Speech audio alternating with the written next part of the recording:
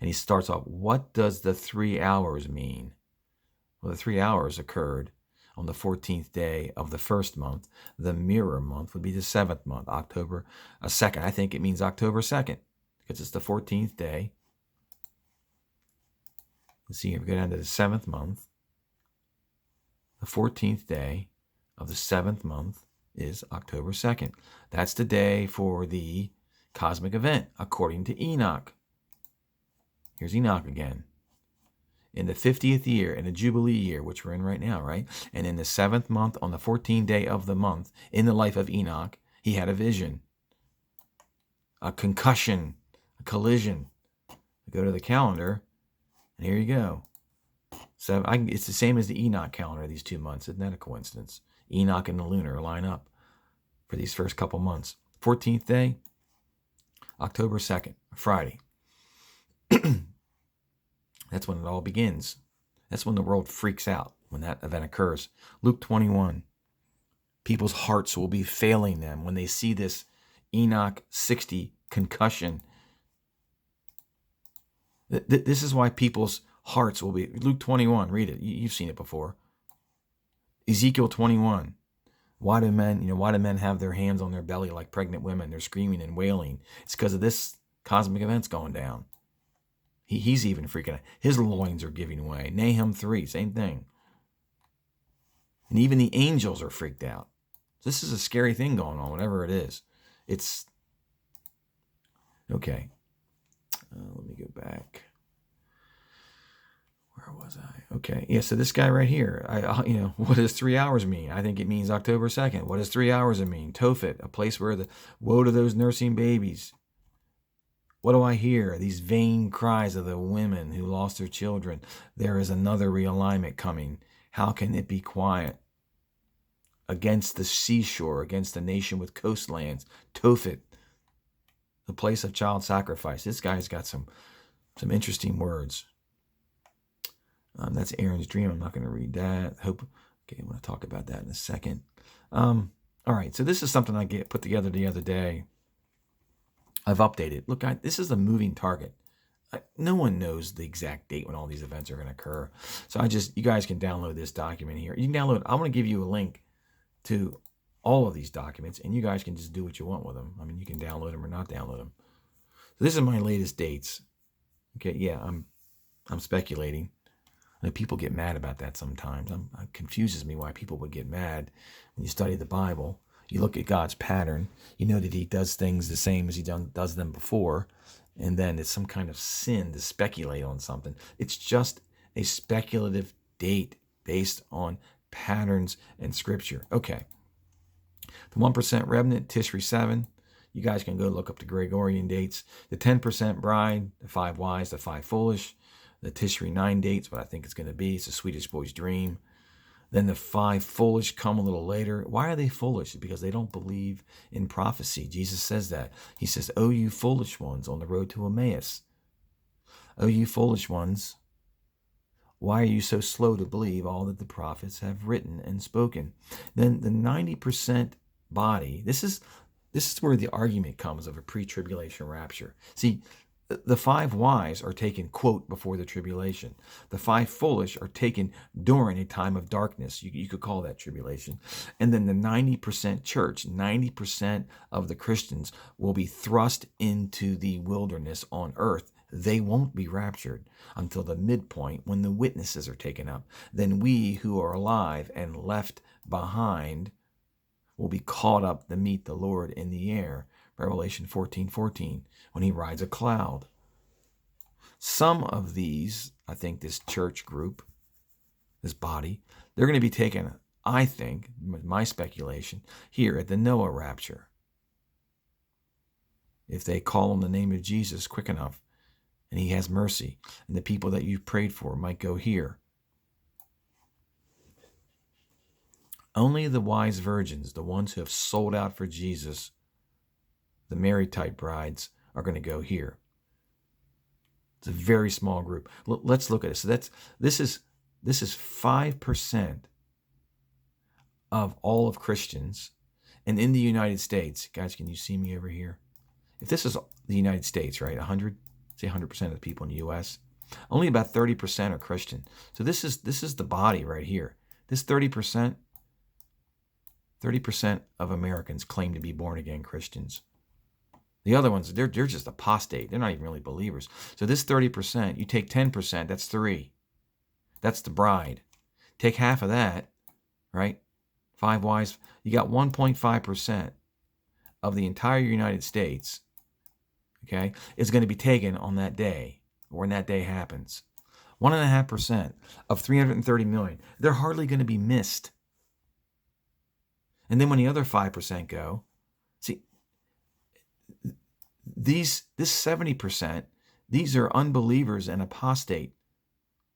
They're not going to be, if they come to a saving faith, if this 70% group comes to a saving faith during the 3 days of darkness, then they have a chance to be raptured 40 days later. That's how I see it. Okay, but the majority of the church is going to be thrust into the wilderness exactly how it says in Revelation 12. I don't know why people miss this here. I'm only going by what the word says. I'm not making stuff up here. So this man-child is just 10% of the church, which is 3% of the United States, this male child here, right? And the woman, who is the 90% of the church, is going to be on earth for 1,260 days. Now, how do I know it's a woman? Where does this woman thing come from? Well, I got to go back to... I have it here. Sorry. I've done a video about this woman. This Revelation 12 woman is cast into the wilderness. It's right here. This woman fled into the wilderness. Well, lo and behold, we read in the Old... See, this is one verse in the New Testament, but it constitutes chapters in the Old Testament where you can read about this woman in the wilderness and what happens to her. Okay, so in Isaiah 32, it says, "Rise up, you women who are at ease," and there's a 1-year warning. "In a year and a few days you will shudder. Then this woman, you will go into the wilderness that becomes a fruitful field." It becomes a fruitful field because she's going to be nourished in the wilderness for 1,260 days. And then back outside of the wilderness, it's going to hail when the forest falls down. That's the first trumpet judgment. Ezekiel 20 says the same thing. Here the Lord declares, Ezekiel 20, about this woman. This is totally missed in the church. Everybody just thinks they're all going to be raptured. They're not. So many people in the church are not ready. Jesus is going to come and plead with these people in the wilderness during this time. But read what it says. This is Jesus speaking from Ezekiel 20 about a woman in the wilderness. "As I live, declares the Lord.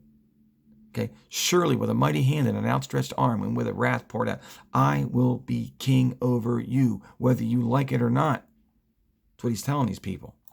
"I will bring you out from the peoples, gather you out from the countries where you were scattered, and with a mighty hand and an outstretched arm, and with wrath," Revelation 6, 6th seal, "poured out on you, I will bring you into the wilderness of the peoples, and there I will plead with you face to face." You're going to have Jesus going around to these Goshen protected groups of these formerly lukewarm Christians, and Jesus is going to be pleading with them face to face and enter judgment with them. "Why did you use my name in vain? Why did you elect abortionist politicians?" That kind of stuff. Hosea 2, the same thing.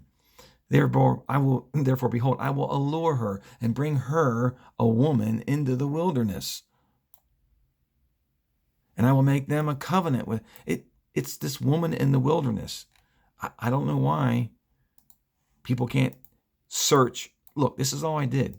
I searched the word woman and wilderness in the Old Testament, and boom, all that stuff. I'm sorry, guys.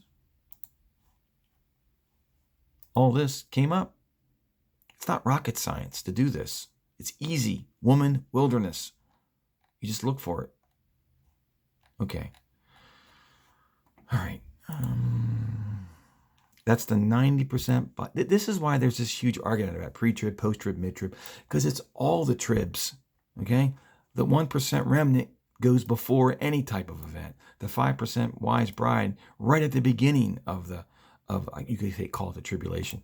The 5 foolish are during the darkness, the height of the birth pangs. The 90% bride of Christ, they're going to go at the middle of the 7 years.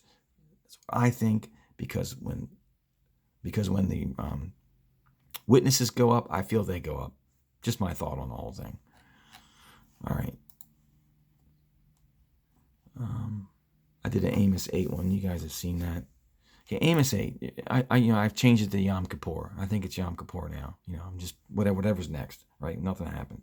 But here we just got to look at what happens here. It says, and on that day, I will make the sun go down at noon and darken the earth in broad daylight. Okay, I will turn your feast into mourning. Okay, so when did the sun go down at noon for Jesus? It went down for noon on Passover, the first month in the spring. Could this be the mirror date for Passover? I don't know. The 14th day of the 7th month. That's the day that we're going to see the Enoch thing, right? 7th, the Enoch cosmic event in the sky. Could be. I don't know. Let me just see what else I got here. I got a couple of dreams from Aaron. This is good stuff. I'm not going to go over it here. All right. The last thing I want to just end with, guys, and I want to just, if you guys could consider prayerfully helping these guys out. You guys, not me, but you guys have really helped this orphanage in Kenya. Hope for the Orphans. They have grown so much with the help that you guys have given them over the years. And they're very appreciative. And if you could download this document, I'll leave a link for it. I got a message from Pastor Joshua. Here's the leadership team, and here's the kids. They got about 28, 30 kids. They recently had a kid who was very sick, and they couldn't get him in the hospital in time. He's okay, but the roads are horrific, and they would like to get they'd like to buy a used van to ride down these roads where they live, because they say when it rains, the roads are almost impossible to walk on. So guys, if you could prayerfully consider, if you could offer up your prayers first and then consider donating money and using these donation methods. I use PayPal when I do it. Here's the information. They would be very appreciative. And they're also saying they would use this van for people that are not part of the orphanage, because many people get sick in the community and they can't get into the hospital in time. That's the problem. So guys, if you could prayerfully consider that, I would appreciate that. One more thing. Okay. Jesus makes some very interesting references. Let me go to John 11. I've looked at this so many years. So Jesus gives us clues on things. So I look at the death and resurrection of Lazarus as a pre-resurrection to let people know the death of Lazarus and the resurrection of Lazarus proved that Jesus was essentially God, raising somebody from the dead who had been dead for 4 days. Okay, so you guys have probably read this. I believe there's going to be a similar type of Lazarus group that's going to be dead and raised up. Because he did it the first time, he'll do it the second time. And it's gonna make people believe in Jesus when all these events begin. Remember what Habakkuk said. Habakkuk said, if I told you what I was going to do, you wouldn't even believe it. So what happened on this day that Jesus raised Lazarus? Jesus is speaking to his, let's see, is it? Yeah. Jesus is speaking to his disciples. And he says this. He says, the disciples said to him, Rabbi, the Jews were just now seeking to stone you, and you're going to go down there again in Bethany through Jerusalem? And Jesus answered, are there not 12 hours in a day? If anyone walks in the day, he does not stumble, because he sees the light of the world. But if anyone walks in the night, he stumbles, because the light is not in him. So he's making a reference to this light and darkness thing. Now, we're going to have literal darkness here based upon the cosmic event and the 3 days of red sky and the 3 days of darkness, sometime in October, if things go this year like they're supposed to go. We think they're going to go. But he's talking about this darkness and light. But this is the interesting thing he says. He makes this oddball reference to, are there not 12 hours in a day? And I did a video of this. Are there not 12 hours in a day? Well, of course, there are 12 hours there are exactly 12 hours in a day, 2 days a year. So this was in the springtime. Jesus raised Lazarus in the springtime. And the days that there's 12 hours, it's March 17th in the spring and September 25th in the fall at the latitude of Jerusalem and or Washington, D.C., believe it or not. They're about the same latitude. So I'm going to show you here on time and date that information, but I think this is a clue that Jesus throws out to tell us in a backhanded way the exact day, because there's only 1 day of the year, 2 days of the year rather, where there's exactly 12 hours of sunlight, and it's not the equinox. It's a few days off. Okay, so Jesus raised Lazarus, I think, on March 17th in the spring, and then within a few days, there's 6 days before Passover, 6 days before Jesus was crucified in John 12, he had a big party at Lazarus' house. 6 days before Passover, Jesus therefore came to Bethany, where Lazarus, whom Jesus had raised from the dead, on the day when there were exactly 12 hours. Now, let's go to time and date. I'm not going to go to March. I want to look at the fall date. So here we got Washington, D.C. It's the same latitude as Jerusalem. And if you can see here, this is sunrise, sunset, day length. So here are the days. What's today? September 23rd. September 23rd, we have 12 hours and 5 minutes of daylight. Right here. Can you see that? What day do we have exactly 12 hours? Well, we have 12:02. September 25th is the day at our latitude where we have exactly 12 hours, and we're same as Jerusalem time. So September 25th, exactly 12 hours. I think that's a clue for us. And if I go to, that's the day here, the 7th day of Tishri. I think it's the day where the Lazarus bride is raised up somehow, I don't know, and goes to the mountain right there. That day has some kind of significance, and lo and behold, I think that's the day when we go to the mountain to start the sweetest boy's dream at 7 a.m. So,